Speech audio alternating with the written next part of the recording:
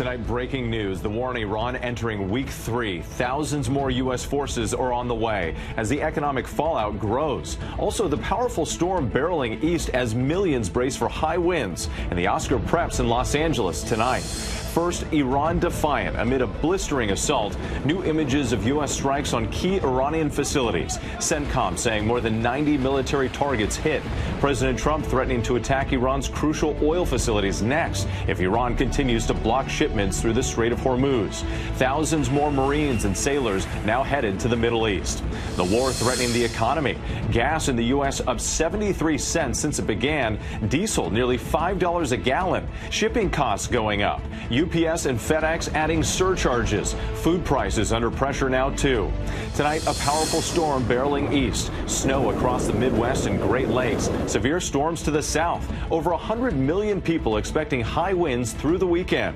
New details in the Michigan synagogue attack and the suspect seen buying thousands of dollars of fireworks. Synagogue officials grateful for the preparations they made. It could have been so much worse. And an explosion at a Jewish school in Amsterdam. The mayor calling it a deliberate attack against the Jewish community. Southwest Airlines ending service to 2 major airports in Chicago and Washington, D.C. The Big 12 game heading into overtime and the buzzer beater sending Arizona to the conference final. The dramatic close call for 2 workers repairing a mountain road when the hillside came sliding down around them. And the countdown to the 98th Academy Awards. We go behind the scenes of the live performances with the music director preparing his hand-picked orchestra and the visionary choreographer with the dancers rehearsing their golden rendition.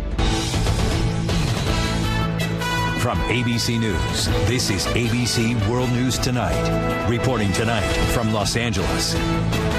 Good evening. Thanks for joining us on this Saturday. I'm Whit Johnson. We begin with the war in Iran, now entering its 3rd week. Both sides digging in. Tehran is now threatening retaliation after the U.S. attacked a critical oil hub. The U.S. striking 90 targets on an island which serves as Iran's main oil export terminal.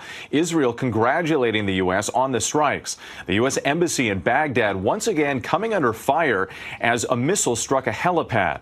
President Trump saying that Iran is totally defeated and wants a deal, but not one that he would accept.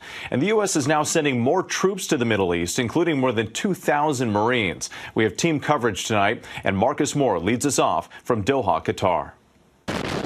Tonight, the U.S. escalating its offensive. Iran defiant, repeating the warning that any strike on its energy infrastructure would be met with attacks on American-linked energy interests. Overnight, the U.S. striking Iran's Kerch Island, the country's main hub for oil production. President Trump posting video of projectiles hitting the airport and other sites. CENTCOM saying the U.S. struck 90 Iranian military targets on the island. Hours later, in an apparent act of retaliation, drones striking the UAE's main oil hub of Fujairah. The emirate forced to suspend some of its oil operations. And tonight, with the war now entering its 3rd week, President Trump saying Iran is totally defeated and wants a deal, but a deal that he would not accept. 5,000 U.S. military personnel, including 2,200 Marines, are headed to the region, joining the more than 50,000 American troops already there. This as the U.S. embassy in Baghdad came under attack yet again. Smoke seen billowing from the compound early Saturday. Here in Doha, there is growing unease about the near-constant Iranian attacks that have shaken residents and disrupted livelihoods. Iran's retaliation crippling the region's airspace and effectively closing the Strait of Hormuz, through which 20% of the world's oil flows. The closure taking its toll on the Gulf states and the rest of the world. Now France and Italy reportedly in talks with Iran to reopen the strait. Earlier this week, CENTCOM announced that they had destroyed more than a dozen Iranian ships that could be used to lay mines, but the threat still remains. And back in the U.S., these 4 decommissioned minesweepers are awaiting dismantling in Philadelphia. They were moved from their base in Bahrain, where they had been stationed in the event of a disruption in the Strait of Hormuz. It's quite possible that Iran will continue mining the Straits of Hormuz, and they can do so within a matter of hours. They have hundreds of thousands of small boats that all have the capability to do that. And Whit, Iran's foreign minister says that the Strait of Hormuz is open to all vessels except those with links to the U.S. and its allies. And in a post today online, President Trump called on China, France, the U.K. and other countries to send ships to the region to help keep the strait open. Whit. All right, Marcus Moore for us tonight. And Israel is now reportedly planning to expand its ground operation in Lebanon as it targets Iran's proxy Hezbollah. This amid an escalating air campaign that has already displaced nearly 1 million people and killed more than 800 people, including at least 106 children. That's according to the Lebanese Health Ministry. ABC's Tom Sufi-Burridge is in Tel Aviv tonight.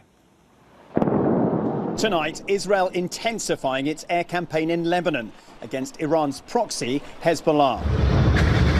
The IDF said it struck Hezbollah command centres and has taken out 150 of them in the past 2 weeks. Today, the death toll in Lebanon rising again. The Lebanese government saying more than 800 people killed, including more than 100 children, since the US and Israel launched the war in Iran. The Israeli military issuing warnings to evacuate because of the fighting. Samir Bawab, an American citizen living in Beirut who we've been following, decided to flee. Jets and different drones launched a few missiles, about 4 or 5 missiles at this building. It's just way too dangerous. Aid agencies say nearly 1 million people, roughly a fifth of Lebanon's population, now displaced because of the fighting. In southern Lebanon, an Israeli airstrike Friday killing 12 health workers at a medical centre, according to Lebanese officials. And today, an Israeli strike in the city of Sidon. In the aftermath, smoke seen billowing out of a residential building. 4 members of one family killed in the attack, according to Lebanese officials. So far, the IDF not commenting on either of those strikes. Overnight, Iran retaliating. Israel's air defences over Tel Aviv seen intercepting missiles. So I can hear interceptions overhead. Clearly something is coming into Tel Aviv. I was just out on a run and had to take cover. Every few hours here, sirens and then booms overhead. Hezbollah rockets also causing damage in the north of Israel. And we're at the chief of the Israeli Defense Forces saying another division, which is made up of between 10 and 20,000 troops, will be deployed up to Israel's northern border. Israel considering a ground incursion against Hezbollah in Lebanon. Whit. Tom Sufi-Burridge, we appreciate it. And the war is now threatening the global economy, upending energy markets, supply chains, and now fears of a possible food crisis. President Trump is asking other countries to send warships to help reopen the Strait of Hormuz. Here's ABC's senior White House correspondent, Selena Wang. Tonight, President Trump scrambling to ease oil prices as Americans feel the pain at the pump. The national average for gas now $3.67, up 73 cents since the war began. Diesel nearing $5 a gallon, driving up transportation costs, with UPS and FedEx announcing new shipping surcharges. At the center of the crisis, the Strait of Hormuz, where roughly 1/5 of the world's oil flows, now at a virtual standstill from Iran's attacks on ships. Trump now calling on other countries to send warships to help reopen the strait, posting that many countries will do so, and hopefully China, France, Japan, South Korea, the UK, and others that are affected by this artificial constraint will send ships to the area. The impact already rippling through the economy. We're seeing everything from freight, shipping costs, to transportation costs, prices at the gas pumps, to what you will see at the grocery store. Everything that gets moved is going to be affected by these price hikes. Food prices now under pressure, too, from those higher transportation costs, and because 1/3 of the world's fertilizer ingredients moves through the Strait of Hormuz. The administration saying they're ready to help farmers. The president is very aware of these challenges and these issues. We are very close to having an announcement on some solutions. The Trump administration claims they expected Iran would target the strait, raising questions from experts about why they weren't more prepared. This week, the administration acknowledging the U.S. Navy is not yet ready to escort oil tankers through the strait. Driving the volatility, Trump's conflicting messages on how long this war will last for. And with tonight, new controversy over President Trump's Political Action Committee using the war on Iran to raise money. A new fundraising email uses an image from the dignified transfer of the first 6 U.S. service members killed in this war and offers donors access to private national security briefings. Whit. Okay, Selena Wang, thank you. And tune into This Week tomorrow morning. Martha Raddatz speaks with Energy Secretary Chris Wright about rising gas prices at home as the Iran war escalates. Now to an intensifying storm bringing snow across the upper Midwest, followed by severe weather for much of the eastern half of the country. Many areas expecting strong winds, already creating scenes like this on Lake Michigan shore. More than 1,300 flights have been canceled this weekend due to the weather. Let's get right to meteorologist Danny Beckstrom from our New York station WABC. So, Danny, time this all out for us. With tonight, 100 million under wind alerts. We have about 15 million more under snow alerts. And where those two areas meet, the blizzard concerns. That blizzard warning's actually been extended east now into the UP of Michigan. And this storm system intensifies as it does track toward the Great Lakes, which means we start measuring snow in feet rather than inches east of the Twin Cities. That intensification is also what ramps up the severe weather threat. A strong line of storms developing from Chicago down through Louisiana, moving into Sunday night, then the Mid-Atlantic on Monday. Destructive wind, tornadoes, hail, heavy rain possible for so much of the eastern half of the country, especially the area shaded in orange. And also, it's also worth mentioning the heat in the West. Whit, many major cities could see all-time March records as we move past Oscar Sunday. Whit? Well, brace for all of it. Danny Beckstrom, thank you. We have new details tonight about the attack on a synagogue in Michigan. Temple Israel held Shabbat service on Friday evening, one day after the truck ramming attack. The synagogue taking steps for a possible threat, training staff and increasing security. Here's ABC's Olivia Rubin. Tonight, the nation's largest Reform synagogue says security training helped stop a man carrying out a violent truck ramming attack. This was something we were prepared for, and unfortunately is a reality. I think if it weren't for the training, I wouldn't necessarily know what to do. Temple Israel Synagogue outside Detroit holding regular active shooter trainings amid heightened threats, one just 6 weeks earlier. Officials now urgently investigating this man, seen here 2 days before the attack, buying thousands of dollars of fireworks. Investigators say the suspect, Ayman Mohammed Ghazali, waited in the parking lot for 2 hours, then plowed his truck through the synagogue's doors and down the hall, hitting a security guard. His car then getting stuck in the hallway. The suspect killed by a self-inflicted gunshot wound. Investigators still searching for a motive, but officials say 4 of the suspect's family members were killed in an Israeli airstrike in Lebanon last week. The suspect, a U.S. citizen since 2016. He entered the U.S. in 2011 on an immigrant visa as the spouse of a citizen. We must lower the rhetoric in this state and in this country, especially at this moment where we have seen such a rise in anti-Semitism and more attacks on the Jewish community. And Whit, even before this attack, some law enforcement officials around the country ramping up security, specifically at sensitive locations, citing the heightened threat environment because of the ongoing war in the Middle East. Whit. Olivia Rubin, thank you for that. Overseas now to an explosion damaging a Jewish school in Amsterdam. The city's mayor calling it, quote, a deliberate attack against the Jewish community. It's the second anti-Semitic attack in 2 days. No one was hurt in the explosion at the school or from an earlier attack on a synagogue in Rotterdam. Meantime, back here in the U.S., heightened security at the Oscars, even tighter than previous shows. Security teams and law enforcement on high alert around the city. This is the first high-profile large event since the war began with Iran. Here's ABC's Alex Stone. Tonight, amid the fighting in Iran and police departments nationwide increasing their presence around high-profile events, security ahead of tomorrow's Academy Awards is tighter than at any previous Oscars show. Every year we monitor what's going on in the world.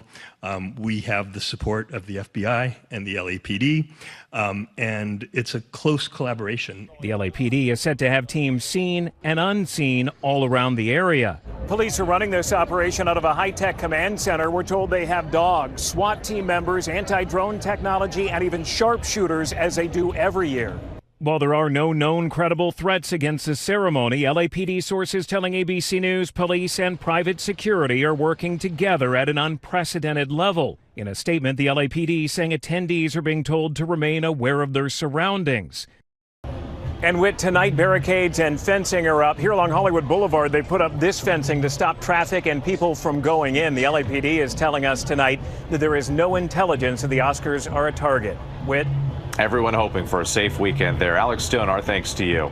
When we come back, new changes for Southwest Airlines. The airline set to end flights to and from 2 major airports.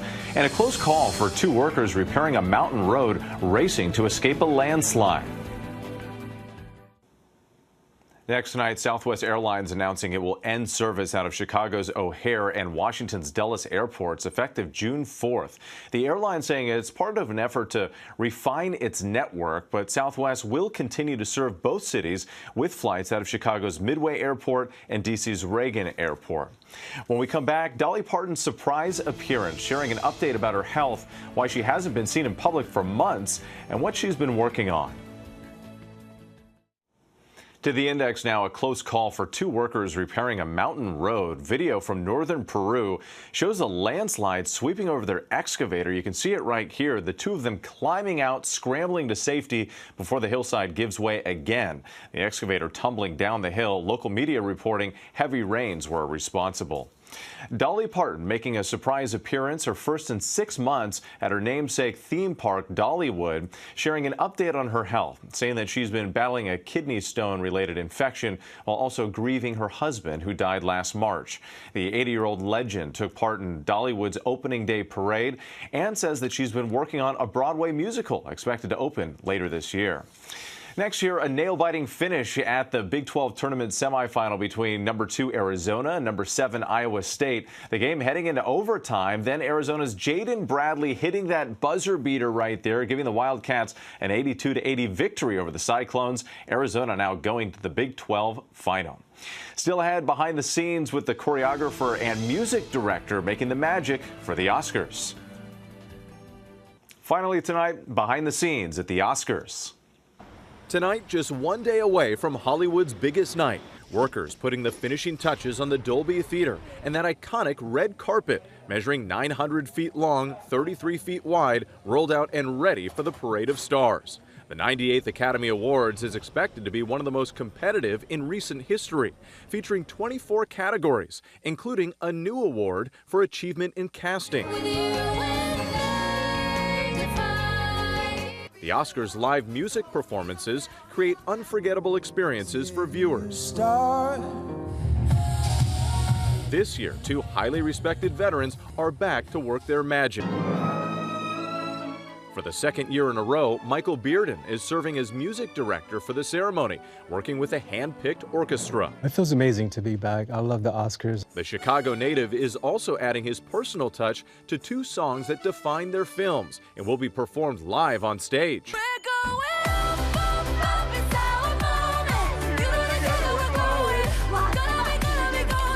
The chart-topping Golden from K-pop Demon Hunters. Somebody take me.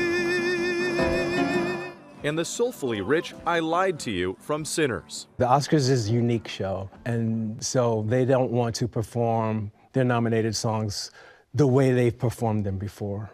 So that's all I'll say. You'll just have to tune in to see how we do it. 1, 2, 3, 4. The visionary who will help bring these musical numbers to life is choreographer Mandy Moore, returning for her 6th Academy Awards show. It's always super honored to be here, and I love the songs this year. We dropped in during rehearsals, the dancers preparing for their golden rendition, waving large flags. More promising to take viewers along for a ride. And you can watch the Oscars right here on ABC. Have a great night.